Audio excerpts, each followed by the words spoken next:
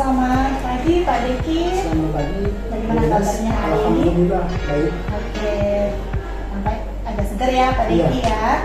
Oke, untuk hari ini sebagaimana kita sudah janji kemarin ya, kita juga udah bincang-bincang, hari ini Pak Deki saya akan melakukan supervisi klinis ya terkait dengan proses pembelajaran yang akan Pak Deki bawakan nanti di kelas. Oke, untuk itu sebagaimana yang telah kita diskusikan dalam supervisi klinis ini, nanti kita ada kegiatan observasi dulu ya Pak, kemudian kita nanti langsung ke kelas melihat Bapak bagaimana nanti di dalam kelas, kemudian setelah itu kita nanti tidak ada bincang-bincang terkait proses pasca observasinya.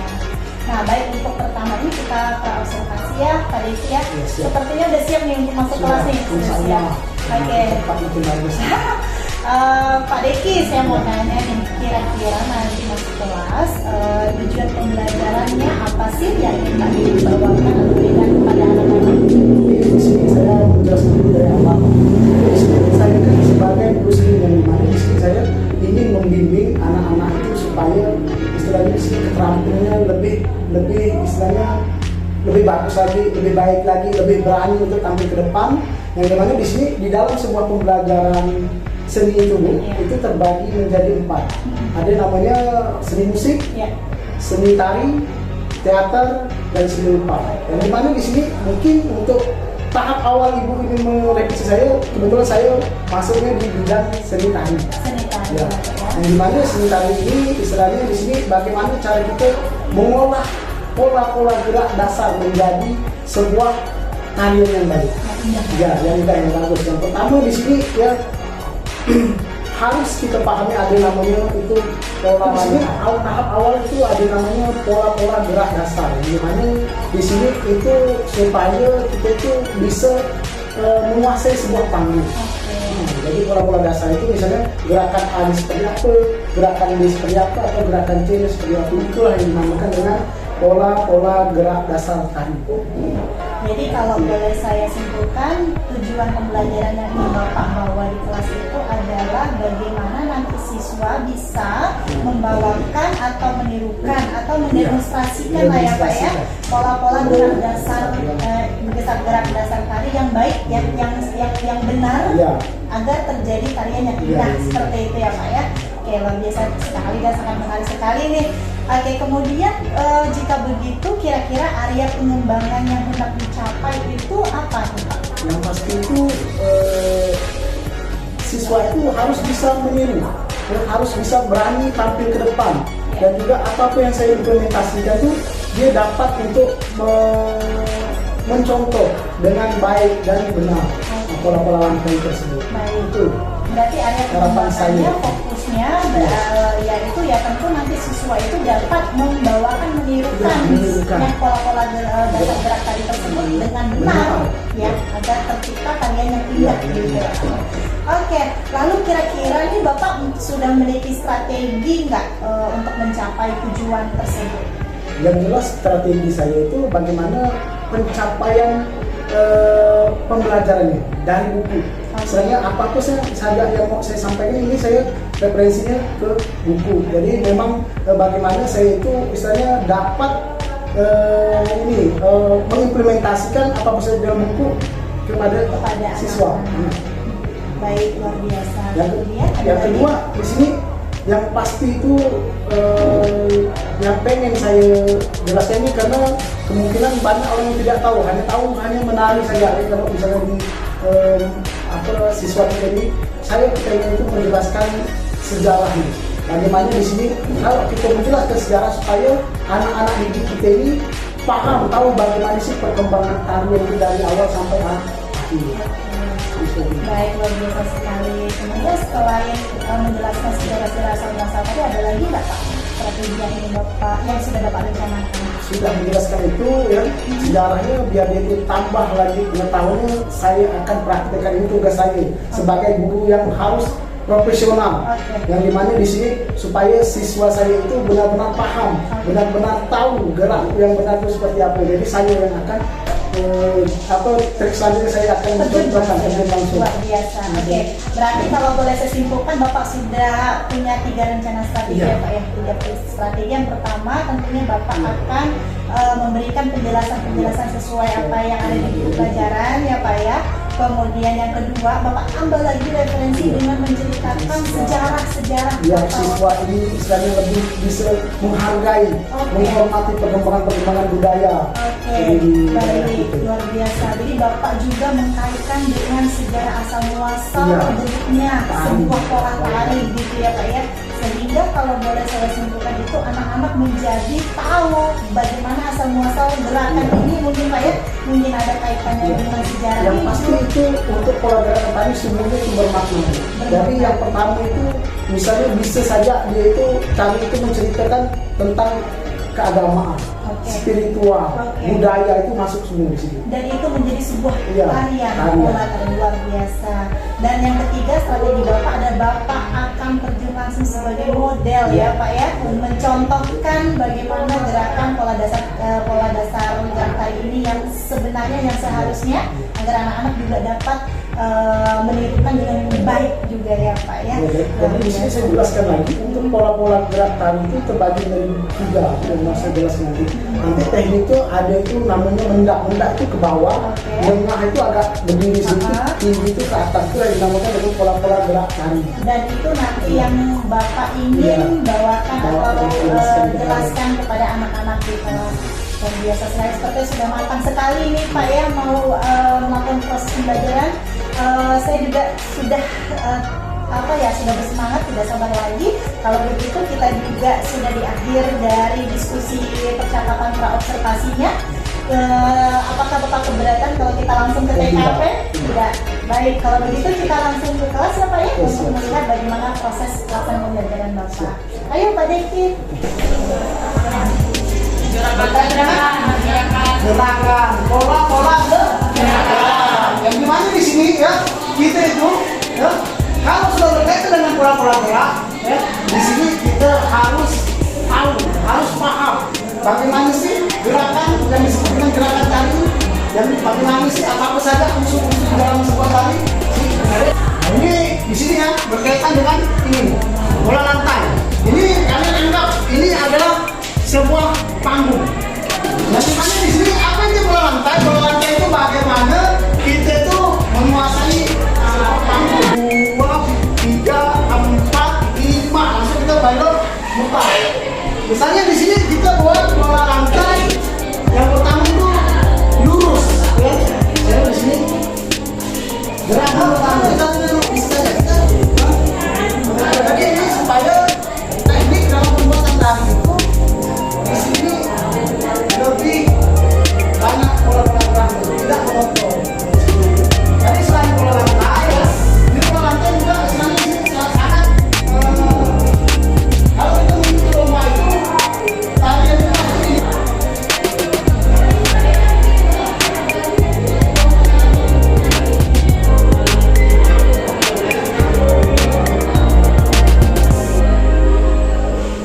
Halo Pak Deki. Gimana nih? Masih ngos-ngosan napasnya ya dari geraknya luar biasa tadi ya Pak Deki ya. tapi ada kepuasan tersendiri. Oke. Nah, saya mau Pak Deki ceritanya gimana setelah melakukan proses atau mengimplementasikan strategi yang telah Bapak rencanakan di kelas. Yang jelas itu kan kita sebagai guru ini kan apa yang kita ajar itu istilahnya di sini harus tercapai. Iya. Disitulah letak keberhasilan kita di dalam sebuah mendidik anak-anak. Betul. Jadi di sini saya sangat puas, saya sangat istilahnya mengapresiasi lah kepada siswa-siswa yang dimana di sini dia juga antusias apa yang saya jelaskan. Jadi di sini ini untuk refleksi saya sendiri. Jadi di sini bagaimana saya itu memberikan pembelajaran itu sangat senang, sangat senang. Jadi seperti itu. Makanya saya di sini kalau setiap memberikan pembelajaran itu saya itu istilahnya tidak beban, karena saya ikhlas gitu memberikan ilmu saya, mentransfer ilmu saya kepada siswa. Iya, jangankan Bapak saya yang sebagai pengawat aja rasanya puas, lega gitu. Padahal orang di samping gitu ya Pak ya, itu rasanya itu kena energi untuk merasakan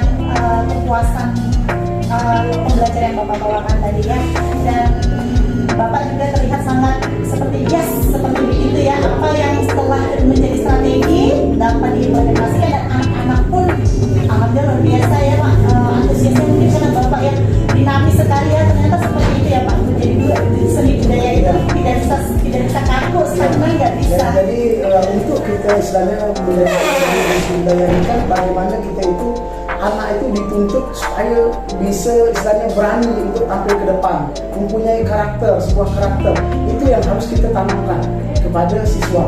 Dan dimana kalau siswa ini istilahnya untuk mempelajari sebuah seni itu kan berkaitan dengan estetika atau keindahan. Yang dimana di sini baik berkaitan dengan lukisan, baik berkaitan dengan musik, baik berkaitan itu khususnya dengan tari. Yang dimana pola-pola gerak tari ini kalau kita istilahnya contoh secara awam saja, kita ini kan kayak berjalan itu belum bisa dikatakan tari. Lalu di sini masukkanlah unsur-unsur tari yang dimana di sini masukkan dengan istilahnya power itu adalah sebuah tenaga yang dimana kita misalnya contoh hanya berjalan seperti ini, tapi kita harus beri power. Power. Jadi supaya estetika sebuah keindahan dan gerakan yang biasa gitu ya Pak ya. Ya biasa sekali. Oke, kemudian kira-kira nih Pak untuk berikutnya ada nggak rencana tindak lanjut Bapak itu ingin fokus kemana lagi setelah ini?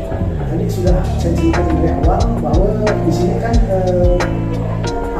seni itu mencakup ada 4. Mungkin di sini setelah itu saya akan memberikan materi tentang teater. Teater itu yang dimana di sini tentang kita itu pengimplementasian kita itu kepada pelakonan, ya, pelakonan karakter atau pelakonan tokoh.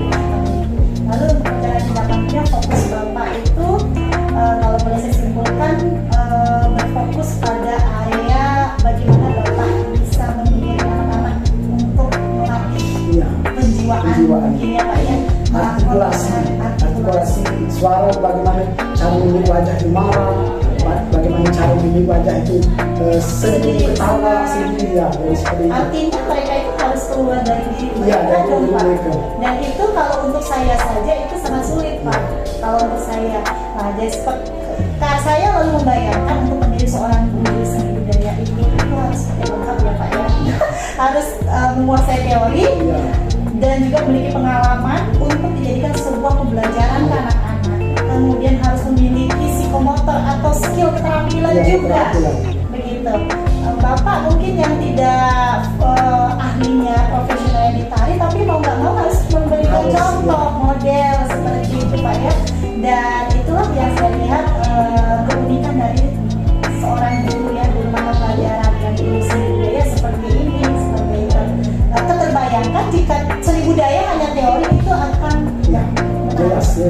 Di sini kalau untuk khususnya di bidang seni itu yang memang benar-benar yang kita tampilkan itu adalah bagaimana kita itu istilahnya berani untuk tampil ke depan, melatih karakter kita, yang dimana karakter kita ini penting karena di dalam sebuah seni itu ya, apalagi di dalam sebuah teater itu banyak melakukan sebuah tokoh yang dimana kita itu harus istilahnya profesional, totalitas di dalam sebuah pelakonan tersebut supaya kita itu benar-benar istilahnya bukan diri kita lagi, diri yang kita baik. Saya mengambil kesimpulan jika begitu kita harus mengambil mengambil suatu hal yang kita pelajari untuk kita jiwai, untuk kita peranin, untuk seni tari, untuk seni musik mungkin ada lagi kan indikator-indikatornya. Artinya seni budaya, pelajaran seni budaya tanpa praktek itu benar ya sekali karena di sini seni itu istilahnya yang paling itu proses ya. Tidak mungkin istilahnya kita di dalam suatu bidang seni ini kalau kita malas atau tidak mau berproses itu tidak mungkin akan berhasil. Baik, betul sekali yang Bapak sampaikan bahwa seni itu adalah rangkaian belajar proses gitu ya, proses harus aktif. Betul Pak sekali, harus aktif. Jika begitu berarti dapat saya simpulkan kalau seorang guru seni budaya tidak memiliki sosial dan emosional yang baik dengan anak, saya yakin akan terjadi konflik terus dengan anak. Karena kita tahu di kelas kita itu ada siswa laki perempuan itu sudah beragam. Ada anak laki-laki yang prinsip tidak mau tarik, tapi mereka mau tidak mau harus. Nah disitulah letak sosial emosional seorang guru seni budaya bagaimana membawakan ini terjadi tidak ada konflik. Dan saya apresiasi sekali dengan sosial emosional Bapak pada anak-anak yang besar tidak mudah. Mungkin untuk mata pelajaran matematika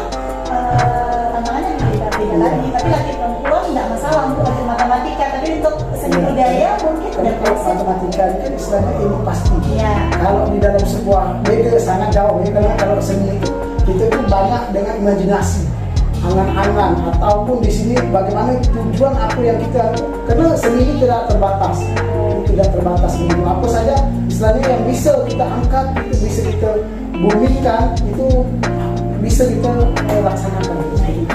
Betul sekali. Dan saya ambil kesimpulan di akhir bahwa Bapak adalah seorang guru yang ingin memberikan sesuatu yang membahagiakan murid, itu saja ya Pak ya. Kalau saya lihat apa saja pelajarannya, yang penting itu adalah berorientasi pada murid gitu Pak ya, tidak memberikan batasan. Betul kan Pak ya? Yang penting siswa itu tercapai dengan tujuan pembelajaran, mereka mau apa produknya gitu ya. Yang penting melihat anak itu sanggup atau tidak dan harus ekspresikan. Karena seni ini memang betul dan bagus, karena seni ini tidak bisa dikekang. Jadi kita harus lepaskan apa saja yang misalnya berkaitan dengan ide-ide, dia mau pakai silakan.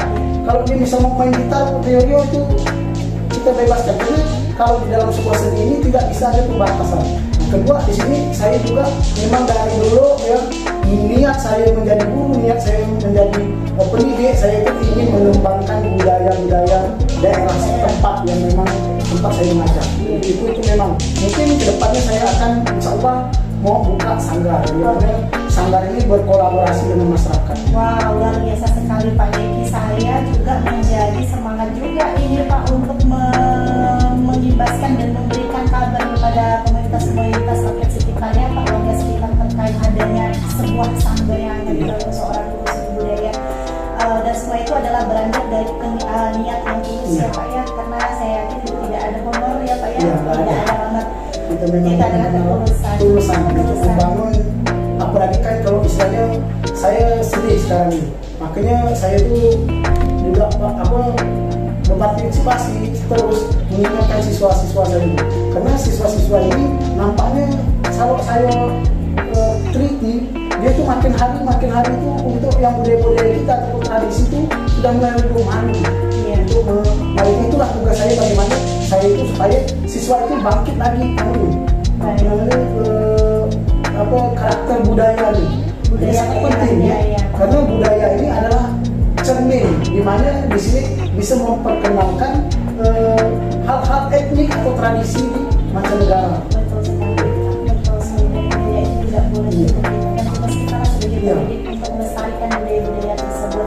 Semoga apa yang menjadi niat Bapak ya Pak ya mendapatkan kekuatan besar juga dari rekan-rekan sejawat, pimpinan dan juga stakeholder yang ada di sini, pejabat-pejabat daerah di tingkat kecamatan sini untuk mendirikan sanggar tersebut, sehingga yang tujuan visi misi Bapak melestarikan budaya lokal dapat terlaksana dan anak-anak semakin kenal dengan budaya lokalnya. Luar biasa hari ini Pak Deki, saya berterima kasih untuk waktunya. Saya bahagia bisa bertemu sama Pak Deki dalam momen seperti ini. Banyak ilmu yang saya dapat yang saya tidak tahu terkait seni budaya. Sempit pikiran saya menjadi luas terkait seni budaya, tidak mudah untuk menjadi guru seni budaya Pak Deki. Sekali lagi saya mengucapkan selamat, congratulations, saya apresiasi, dan Bapak benar-benar telah memberikan contoh model kepada anak-anak bagaimana guru yang membahagiakan murid selama belajar di kelas seperti itu. Oke Pak Deki, sepertinya kita sudah di akhir dari supervisi klinis ini, rangkaian supervisi klinis ini. Terima kasih loh ya atas waktunya. Semoga kedepannya ada hal baru dan ada hal yang lebih baik lagi yang kita dapatkan, yang saya dengar juga dari Pak Deki. Sukses ya Pak, karirnya lancar, semuanya pokoknya baik-baik untuk perjalanan Pak Deki menjadi seorang pendidik di sekolah ini. Oke, selamat pagi Pak Deki, terima kasih.